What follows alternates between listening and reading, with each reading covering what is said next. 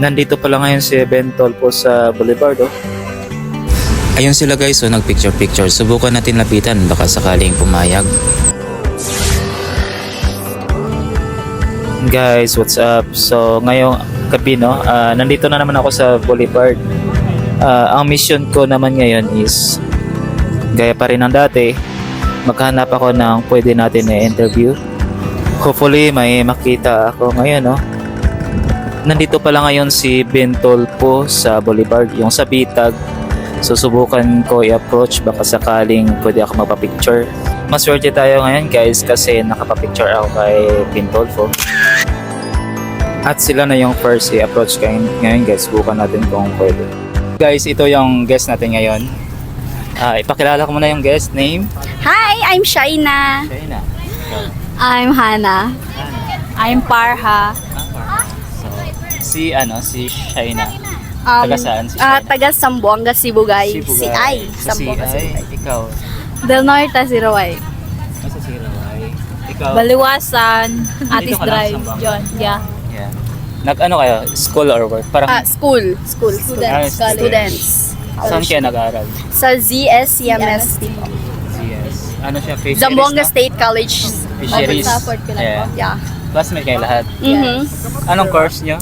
BS Fisheries. Bachelor of Science in Fisheries. Okay. Ito muna, second basic questions. Anong nagmo-motivate or nagpapa-inspire sa inyo para mag-aral? Anong grade na pala kayo? Third year. Sige, anong nagpapa-inspire sa iyo para mag-aral? Ikaw muna. Siyempre, para makatapos talaga sa pag-aaral. Yeah, ikaw. Para ma-pay off yung mga parents mo, yung mga sakripisyo nila. Para makatulong din back sa kanila. Family yung nagbo-motivate sa akin to finish my study talaga. Kasi first of all, sila talaga yung priority ko and they are yung nagmo-motivate kasi sila yung gusto kong matulungan sa situation namin today. Wow, very good answer. Nasa sa pang Yes, Pang Miss Universe na question? Best essay. Yeah. Next question. Doon tayo sa interesting na question. Si Shaina. Major or single? Single ako. Ay, charing same. Single din. Nasaan yung mga guwapo? For the go, single guys. Study first. Study first Study kami. first? Sige. Family kasi ang priority kaya single. Ganun. Next question is kay Hana. Ano pala yung example pag may guy na gusto kang i-pursue or gusto kang ligawan?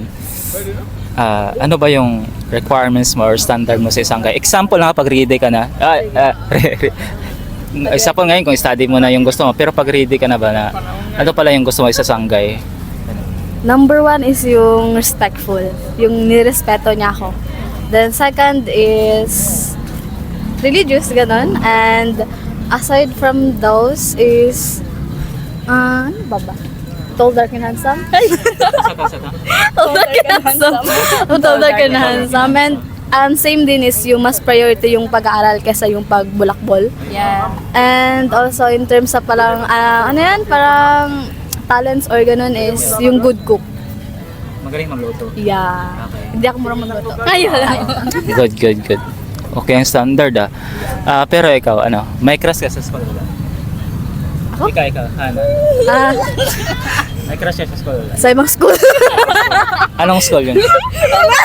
Sige lang. Hindi mo natin ibigay yung Wimsu Red School. I-describe mo daw yung crush mo. Bakit mo siya nagustuhan? Describe mo lang. Bakit mo siya nagustuhan ganun? Hindi ko pa siya nakikita actually like in real life. Through FB lang, ganun, FB lang. Then, bakit ko siya nagustuhan is yun, yung height niya, matangkad. Then, and also is parang family-oriented siya, and also, engineering student. Hindi na natin kung anong klaseng engineering. Yeah, wag na. Wala na nga lata. Ikaw, Faira? Parha. Ano pala yung sample pag ready ka na mag-jowa? Ano pala yung gusto mo sa isang guy? Or standard? Well, first of all, dapat kasi God-fearing. Pag kasi God-fearing ang tao, yung character, magfa-follow na kasi yun siya. Like yung pagiging mabait and pagiging respectful. Kasi meron siyang God or meron siyang God na takot siya sa God. May takot, takot siya sa God. So maka-Diyos siya. So therefore, takot din siya gumawa ng kasalanan like that. So, and also family-oriented, I guess. So, kasi family-oriented, di ba? Pag in the future, pag nagkaroon kami ng family, ganun din, parang siya yung maglilid ng family towards good, better. Hindi magkakaroon ng bad influence, ganun. Kasi gusto ko, aman na magiging good influence sa future babies, ganun. This an essay, Jude. Sino? This an essay. Grabe, ang ganda yung mga standard. Sayang wala ako doon sa sa standard nila, no? Wala dyan ko sa bisag isa sa inyong mga standard ba? Ikaw, Shaina. Yes. Para sa'yo, anong usual name ng mga Magbigay ka lang name na usually masarap magmahal. Masarap magmahal, Shaina. Shaina, ikaw yun, no? Ako pa rin kasi Galing, ah. masarap. Ano yun? Anong masarap? Masarap na mapagmahal pa. Totoo? Ewan lang, baka sa ex-BF mo yung nakatry nun, no? Na masarap. Ayaw. Ikaw. Masarap magmahal, sige. Shaina Sige, May. usual name. Shaina pa rin. Shaina. Yeah. Sa ibang tao yan, ikaw. Parha. Aside from me, Shaina May, kasi proven tested. Ikaw lahat tinuturo Oo, ako daw. Kaya, ano nga guys? Alala, Kauyapon na ba ko? Hala! 1 hour lang. Hala! Okay, next question. Example may manigaw sa'yo na men in uniform. May chance ba gusto niyo, preferred niyo ba yung mga men in uniform? May chance ba ganun? Or wala? At bakit? So, for me, personally with my own preference, ganun, hindi ko preferred yung mga MIU because na rin siguro yung mga surrounding humors about sa kanila, and also syempre mostly yung mga MIU is saan sila like napapadpad or naa-assign. So pag hindi ko kaya yung parang long distance ganun, so mas preferred ko yung parang same field kami ganun. Yeah, nice.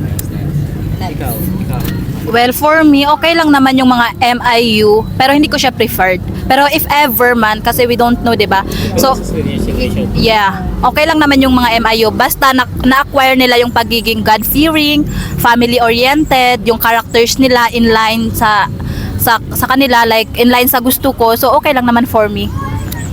May qualification. Ikaw. Okay, for me is okay talaga. Okay talaga. No, like okay jud siya kasi sa sinabi ni No, okay. Okay siya kasi same sa sinabi ni Parha, as long as loyal siya. Tapos dapat ako lang talaga yung babae. Ayoko yung may kahati.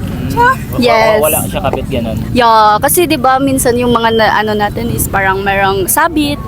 Ayoko yung ganun. Gusto ko ako lang. Siya lang yung sasabi. Ako lang yung Ikaw lang mag-isa sumabit. Yes, ako lang.